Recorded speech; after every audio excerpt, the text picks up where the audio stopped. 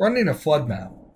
Once you've logged into Site to Do Business and arrived at the dashboard, select Flood Maps/Risk Meter.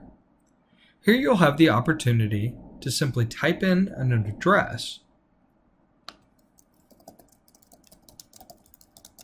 Once you've typed in the address, select Search, and you'll see a pin dropped on the map.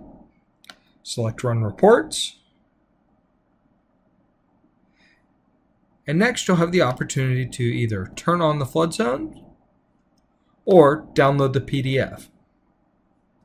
The report will include the panel date, map number, community, as well as panel information. All of the information will also be able to be accessible via the PDF.